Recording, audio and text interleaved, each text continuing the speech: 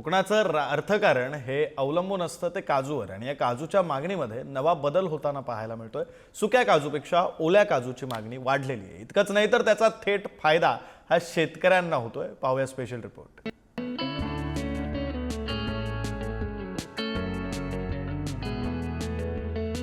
कोकण म्हटलं की समुद्र किनारे आणि कोकणातला रानमेवा सगळ्यांच्याच डोळ्यासमोर उभा राहतो।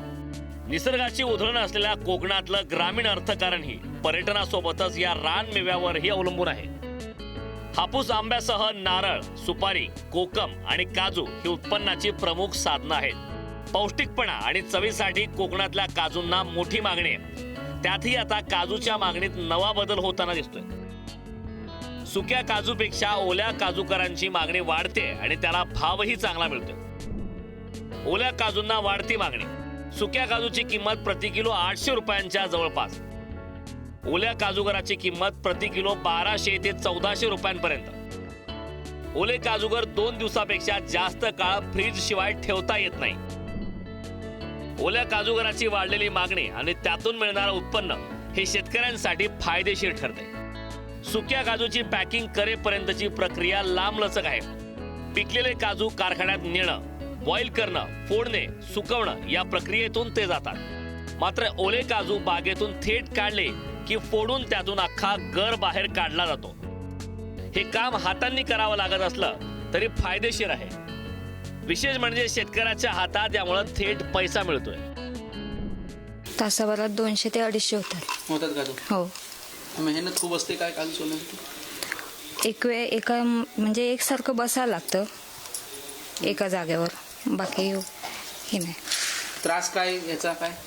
जास्त वेळ बसला तर त्रास होते ना, नाहीतर काय नाही, बोटाना वगैरे सारखं पकडून। काजू बघा तासाभरात 200-250 काजू होतात असे सोलून। आणि त्रास म्हणशीला तर होतो, म्हणजे जास्त काम झालं तर त्रास हा होतोच। शेवटी कष्ट ते कष्टच आहे ना। सध्या शेतकऱ्यांना ओल्या काजूचाच फायदा जास्त आहे। यावर्षीच्या तुलनेत 4 नंबर काजू असेल किंवा 7 नंबर काजू असेल, यंदा पीक कमी आहे। त्यामुळे मार्केटचा दर देखील सुक्या काजूंचा 165 ते 170 रुपयापर्यंत दर आहे आणि ओले काजू मार्केटमध्ये 1200 रुपये किलोने आम्ही देतोय। सध्याचा दर 1200 रुपये। गेल्या वर्षी हाच दर 900, 950, 1000 रुपयापर्यंत होता। यावर्षी 200 ते 250 रुपये किलो मागे जादा आहेत आणि यावर्षीचं उत्पन्न कमी असल्यामुळे मार्केटमध्ये काजू मिळत नाही आहे। 7 नंबर काजूला मागणी जास्त आहे। हाच रेट पुन्हा मुंबईला 1500 ते 1600 रुपये किलोने जातोय। आठवडी बाजारात ओल्या काजूंची 200 ग्रॅम ते किलो पर्यंतची पाकिटं विक्रेत्यांकडे दिसत आहेत। या ओल्या काजूगरांचं आणखी एक वैशिष्ट्य म्हणजे यात भेसळीचा मात्र अजिबात थारा नाही। ओल्या काजूगराची आवक बाजारात वाढल्यानं आर्थिक उलाढालही वधारले। 1200 रुपये किलो आणि 300 रुपये पाकिट पाव किलोचा। आणि जास्त करून मटणात, बटाट्याची भाजी आणि वगैरे वगैरे सगळ्यातच वापरू घेतात। वांगे बटाट्यात वापरतात, शेंग बटाटे, उसळ, हिरव्या वाटाणे, काळ्या वाटाणे उसळ करायची, भाजी करायची, टमॅटो कांदो घालून 250 रुपये।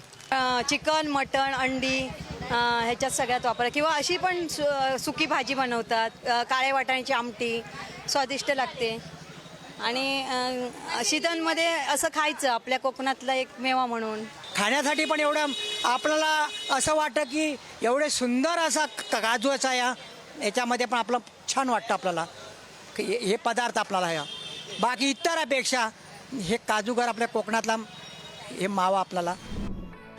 कोकणातल्या लाल मातीतला काजू चवीलाही टेस्टी असतो। त्यामुळेच आफ्रिकन काजूपेक्षा कोकणातल्या काजूगरांना जास्त मागणी आहे।